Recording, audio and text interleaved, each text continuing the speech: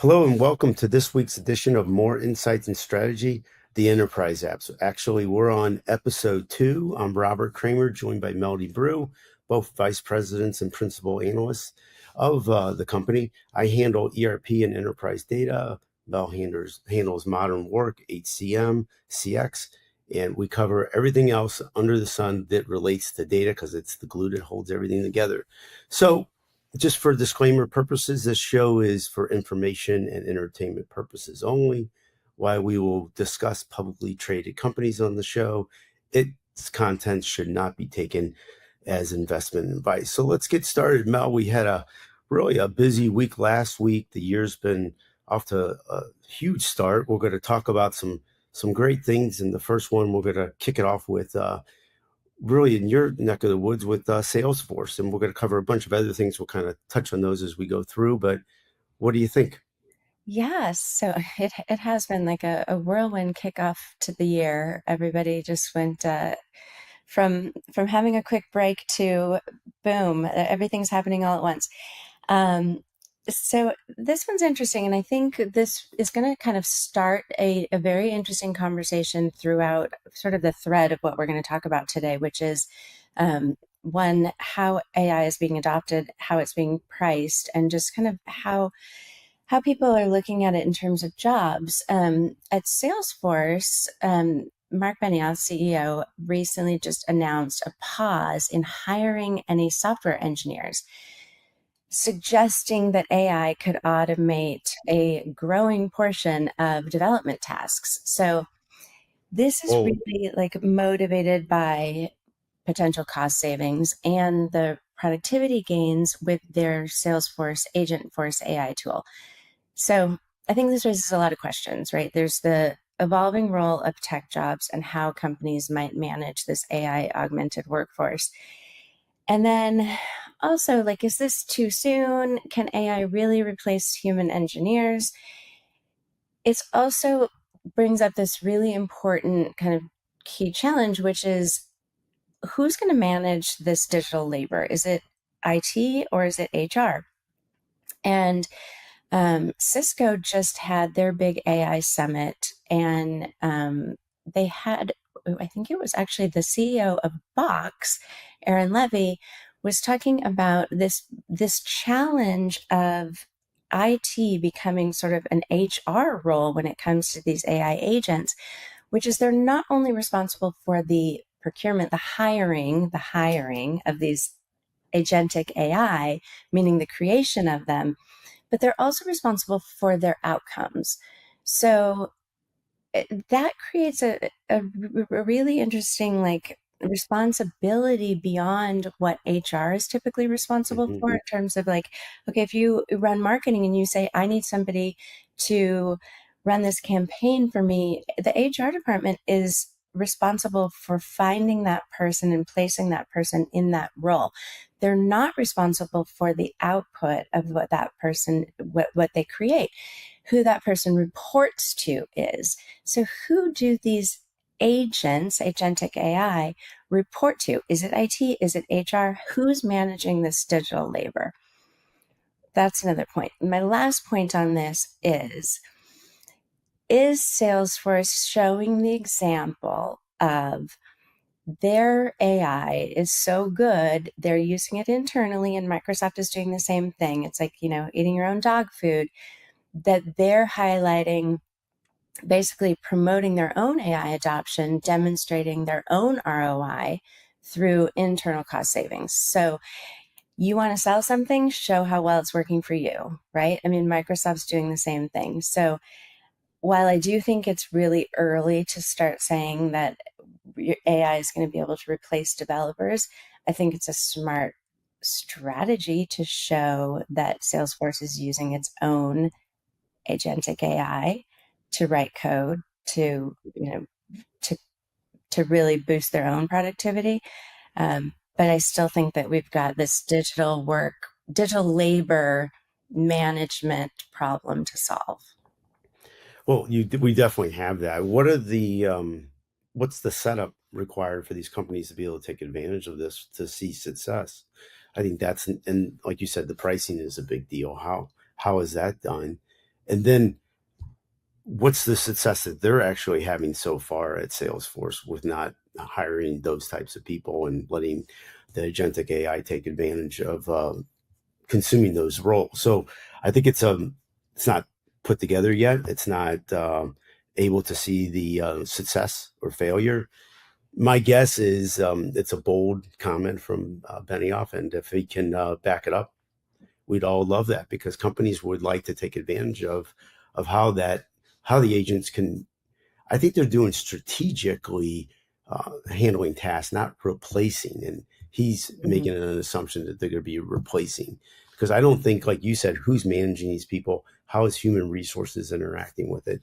This is not played out. There's no governance around it. So there Right. has to be some guardrails to show us how it's all going to work. Yeah. And I haven't really seen anything. I know the World Economic Forum is going on right now, Pat's in Davos. There's been so much going on there. There's usually a lot of conversation around this type of sort of forward thinking stuff that happens there. He made a lot of bold statements a couple of years ago about like this digital labor and digital workforce. So, we'll see how this goes on. But, interestingly enough, I was on, you may have been on this too. They didn't show other participants, but Microsoft had a briefing this morning Yep. and gave some public facing ROI from case studies from their customers, which we don't always get to see. We get sort of more anecdotal ROI, but they gave like some kind of concrete numbers about marketing teams, time to reduce content by 67%, 7 months of work completed in 7 weeks. They had sellers increased outbound calls by 40% due to process efficiencies, 50 million in annual revenue gain. So these are various companies, various ROI reports from using Copilot, Microsoft's 365 Copilot in the Fortune 500. I appreciate them giving those like concrete numbers and ROI, because we do hear like, oh, it'll make you more productive and, all of this. So good to see those. I'm sure a lot of it is self-reported, but still, if these companies are seeing the value from it, that's good to see that it's doing what's as promised. Well, I think that the Copilot Microsoft is really weighing a lot of cards on that, and specifically within enterprise data, like you just mentioned, but also within the ERP world, and they're utilizing that to actually filter the AI and AI agents to go through the ERP operational transactions that it can help with. And so this is a big deal, and it's something that they're very emphatic about, that it's going to be kind of a game changer for them to help out with some of these tasks. And obviously, the data has to be set up right, but it can help with transactions within the financial area, within the inventory area, within the supply chain area, to automate certain things, to give the person who's used to doing things on a spreadsheet, get them out of the loop, because that's a hazard, to be more of a transaction helping situation with the agents. Mm. 20 years ago, these ERP systems, and not to get on a tangent, but there's always people or a person who is doing something outside of the system, and when that happens, then that person feels they're more reliable, or they're going to hinder the system in some way when they're not there, or something happens to that person. But at the same time, it's not a global real-time system, because of the fact that it's not present tense. So these agents, if it's present tense, actionable data, these agents can really make a difference for these type of systems, because of the fact that they're helping these with the strategy. At the same time, the nuanced transactions are being done. So I'm still worried about the quality of the data, but if that is in gear, these types of Copilot systems and automation purposes should be a big deal. Hmm. Yeah, I think, what I heard from Microsoft this morning on the briefing is just like the agent versioning and updates that IT can manage the life cycle of the agents and update them over time. So it is going to be, this isn't like a set it and forget it thing. There is going to be a lot of work that needs to be done to maintain them. Probably eventually it will be like a self-cleaning oven where the agents will be able to maintain themselves with the right amount of guardrails and the provisions. But I do think that there's probably, with the right training, less risk of the human error that we have just from people entering. Think if you've Hmm. entered from one thing to another, even copy paste, you can miss something, things can get like transposed. So I like the oversight of humans on agents and the agent oversight on humans, right? But it goes both ways. It can't just be one way or the other. Yeah, I agree. And I also like that the agents can continuously learn and analyzing these workflows to up their logic, to help out more as they get familiar with what those are, so that the humans can interact a little bit better and trust the agents. Yeah.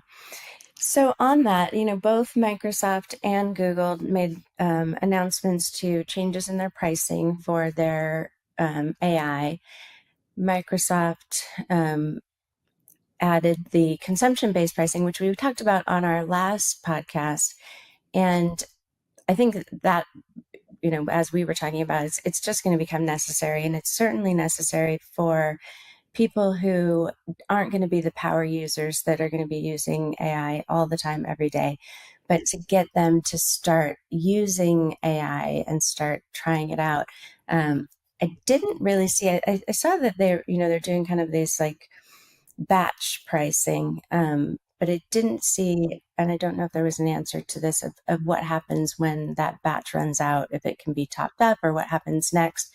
But I do like the controls on that, because as we talked about on the last podcast, there has to be, with this consumption-based pricing, there has to be the ability to plan for how much you're going to be spending on AI. And that's the real unknown when you have this consumption-based pricing. So I think the way that they're pricing this allows for that planning. But it really, I think both with what Microsoft is doing and with what Google's doing, kind of either giving it for free, including it in certain level plans, or consumption-based pricing, is answering to two really big issues with AI adoption, which is, one, adoption, getting it into the hands of people, and two, the cost barriers. So it'll be really interesting to see how much usage we'll see across enterprises. And if those numbers, like on those case studies that they've shared, if those go up when you see it beyond just like kind of these test cases in particular lines of business. I agree. I had a conversation about 6 months ago with John Case. He's the CEO of Acumatica, and he does consumption-based pricing for all of his customers. That's all they do. And I Mhm. asked him what was his method. They basically look and interview the teams that they work with at the customer, and based upon what the use that they feel they're going to get out of it and the users, and then they have a formula that they're able to put together that has, this is what we are going to bill you, and what you don't use carries over. If you go over, we'll bill you on that. But there's expectations based upon those amounts that you gave us. Yeah. So if you Yeah. over order, then you pay more. If you under order, you get it back. So the Right. honesty helps the situation. So then each party knows what to expect. They know, I Yeah. mean, because companies need to know what their billings are going to be too. And then the customer needs to know what their bill is going to be like. I think, one last thing on this, and then we've got your Forbes article and big big brainy stuff to talk about. Active Directory. I was like, wait, I need to study up on this before I can have an intelligent conversation with you on this. But I do also think on the pricing on this for both Copilot and then Google's Workspace offerings is um, the parity of what's available for the both free and consumption based versus like a full subscriber plan in comparison. Like Google is just throwing all of their AI offerings into their workspace offerings. I think that eventually what I would like to see is for customers to choose. Like, do they want the full offering? They want AI assistant, all of it, and be able to pay for it as they like and not have to have the full subscription. I like the flexibility of both plans, but I also think that Microsoft should allow for consumption-based pricing if, they get people using it. It's some of it is included in this consumption-based Microsoft Chat, Copilot Chat, but Mhm. not all of the full functionality is available to the new consumption-based pricing. So I think eventually they might get to that point where they just say, okay, yeah, we can make all of it available, because I think people are going to find that it's really useful and they want it.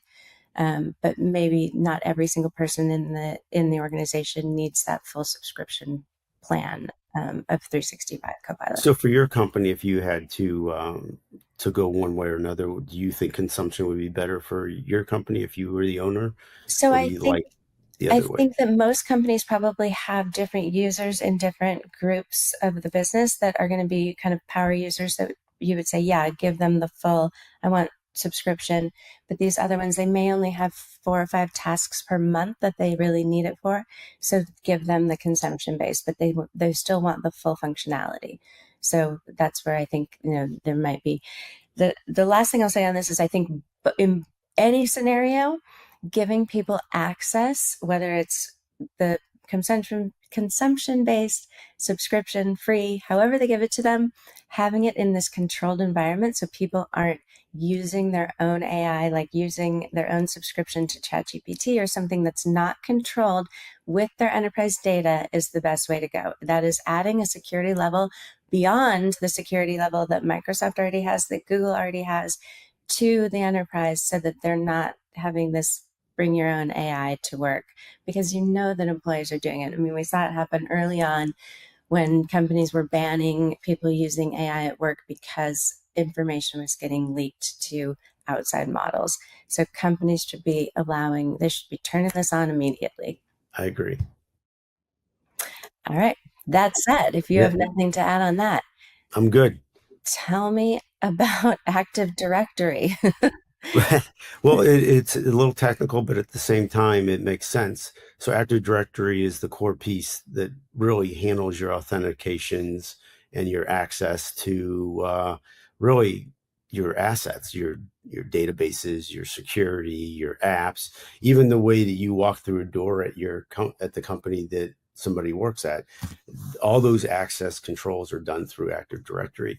So this is a way that a lot of companies are getting breached because the attackers are getting in there at some point long time ago. I think that the Starwood hotels, that breach with Marriott, they're together a company now, but that was like I think like 4 or 5 years ago, but it started like a dozen years ago. That was from an Active Directory breach.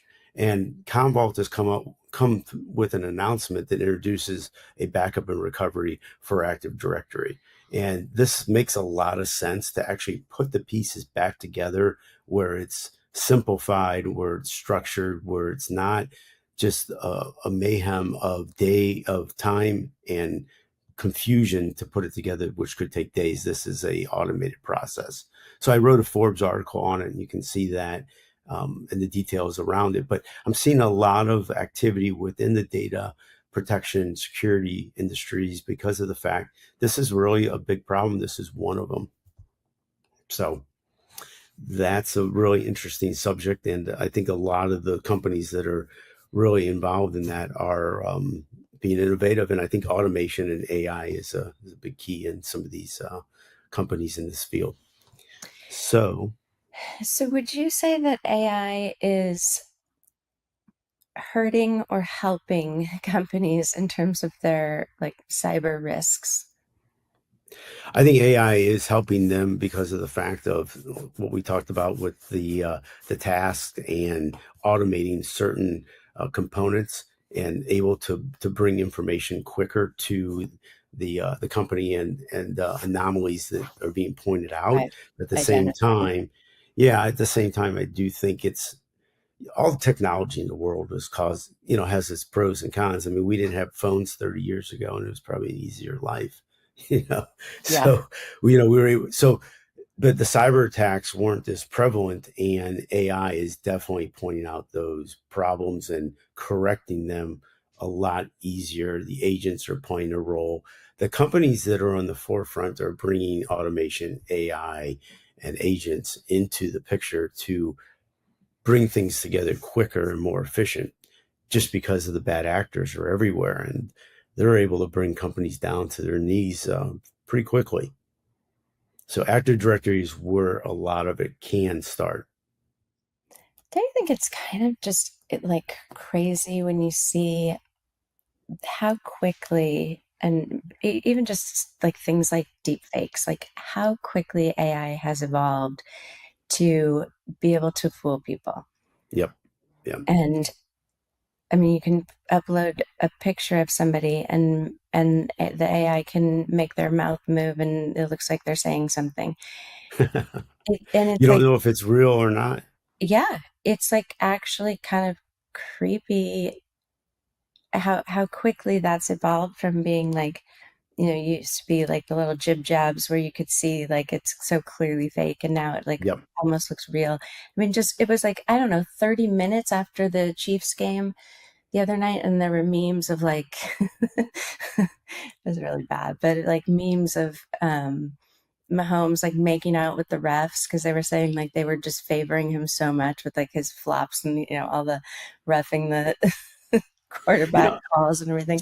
But I mean, it's crazy how like I just feel like you're not safe from anything with the. no, they can really change the way things look very quick. I am a Kansas City Chiefs fan, just for the record, but I do like Buffalo a lot and would love to see Buffalo win. But Mahomes is a winner. I mean, you can't be jealous of a winner, even though the refs might have been, slightly in his favor. But I would say the same for Tom Brady. What's the difference? Yeah, So no, anyway, he there was some like meme about this with like a dog talking about Patrick Mahomes, and he was like, "He's my homie too." Um, he's my homie too. I like him, but they're just there was some we could talk about this on a Game Time Tech yeah, conversation, but it is those are the calls that are very AI is not going to fix that for you, right? Like when a player, that people were accusing him of like flopping and all of that, like AI is not going to fix that and say, oh yeah, that was a flop, or was he really pushed hard enough, or it was like roughing the right. quarterback, like so. Um, but yeah, He's anyway, been we so digress. So AI is making a big influence on ERP and supply chain as well. And the reason why it is because the companies that, and I'll get to talk about SAP and IBM continuing their longstanding 50-year relationship with a new partnership, but companies need to modernize off of these on-premise, as I've talked about for a long Mhm. time, ERP, and IBM and SAP are solidifying a new partnership to shift SAP S/4HANA from on-premise to the cloud. So this to facilitate this migration, the two of them are partnering on a way to move. There's about 10,000 SAP customers that are on IBM Power servers. So they're collaborating. How do we get and modernize these customers to the SAP cloud, uh, S/4HANA? But this is all to take advantage of what we just were talking about, which is AI and agents and automation. You can't take advantage of that fully by being on premise because you're on a older system, which is antiquated, which is not going to be set up for the modernization. And so, and IBM is also, sorry to cut you off, but they're also gearing up their consulting practice even more by purchasing, it's called AST, Application Software Technology, which is an Oracle Cloud house to help with all the migrations that deal with Oracle's ERP. So you're seeing this kind of a shift that these companies need to modernize to take advantage of this great technology that all the companies are talking about. And what do you think? I mean, so we've seen SAP kind of deliver on a lot of the promises that they made more than a year ago. And I think actually it's worth probably going back to the article that we co-wrote together along with Jason Anderson about all of, Rise and Grow with SAP to kind of see like where they were then, where they are now, kind of some of the things we brought up about continuing to support the on-prem customers. And there has been, a bit of talk around about people staying on-prem or returning, repatriating. Sorry, sorry. um, and why they would do that. And with edge computing becoming more powerful, why would they not? I mean, like, I understand the advantages to being in the cloud, but for, like, say, a smaller to mid-sized company, that's a really expensive and long journey for them. Why would they not stay if they can and it's still being supported and they can still have those same capabilities at the edge? Is there any reason why they really just should not? I don't think they're, well, I don't think it's black and white. I think the companies that are going to stay on premise because they have proprietary customizations that they've made that they will lose, and they think they're difference makers. I think that the companies that do move take advantage of modern technology, which is a big deal for long-term success. The companies do have an option, which is a hybrid approach where you can kind of keep some of those modules on-prem and then hybrid it with the cloud modules and then have the best of both worlds. And the RISE program is a structured approach to the migration. I think it is a successful program. It's just a matter of the companies getting on board. I think, like I said in the past, the companies that are on the SAP system are the complex ones, not necessarily SAP. So the companies have to be supported, internally and externally, because I believe SAP is going to cut the support off at some point. They talked about 2027. They've moved it out a little bit, but at the same time, lots of companies don't want change, and the change involves a gigantic approach of transformation. Your question was more or less, why would they modernize? No, is there any reason why they wouldn't? Yeah, Like, the customizations are huge, and they have their workflows and their processes and their proprietary ways. That has to all go away. mhm. And the reason that the success of these companies like Infor or an SAP or an Oracle or Microsoft, they've made their systems industry specific. So for example, SAP might have, a couple thousand chemical manufacturers on there. All those forms, all those workflows, all the ways that they're doing business are inherently already in that system from the other one. So you're gaining knowledge by going to the new system, but you're gonna have to give up what you were on before. So if it's proprietary, you might not want to do that. But unless it's patented, I'd say, go. Yeah. Because at the same time that you have to modernize, you're stuck in time. And I think in 20 years ago, companies felt this was the way to do business.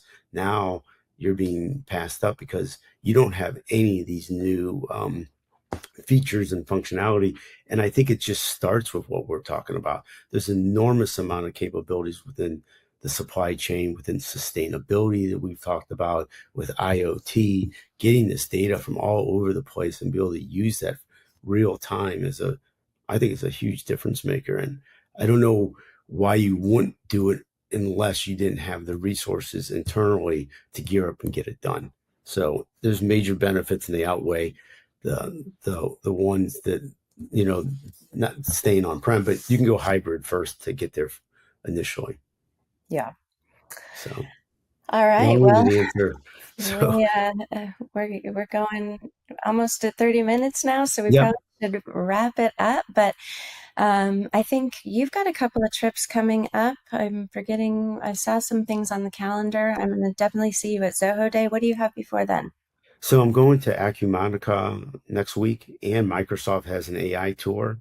Then after that, I'll be at Zoho, and then going to NetSuite the same week. And then the following week, I'll be at SAP. So it'll be a great time for us to revisit the discussion on SAP and then to write something new. But some great trips ahead, and I'm excited. What about you? Where are you going besides Soho? It's right after Zoho. I actually don't have my calendar in front of me, so I have to do this by memory. But I will be at Ring Central is having their analyst event. Adobe Summit is coming up. Enterprise Connect is coming up. There's a bunch of other things that I'm not looking at, but a lot of travel and some good stuff. But I'm looking forward to Zoho Day, having some conversations with some customers and some executives there, doing a couple of videos and looking at some new products. So we will have more on that after that trip. But for everybody who has joined us, thank you so much for joining us. This was great show. Lots of good information. And thank you for everybody who joined us. If there's anything that you'd like to hear us talk about in future episodes, please hit us up on X or LinkedIn. Let us know what you want to hear about. Also, give us some comments. We really love feedback. We want to hear what you liked, what you didn't like. And if you did like it, please hit that subscribe button and please join us for next time. Thank you. Thanks so much.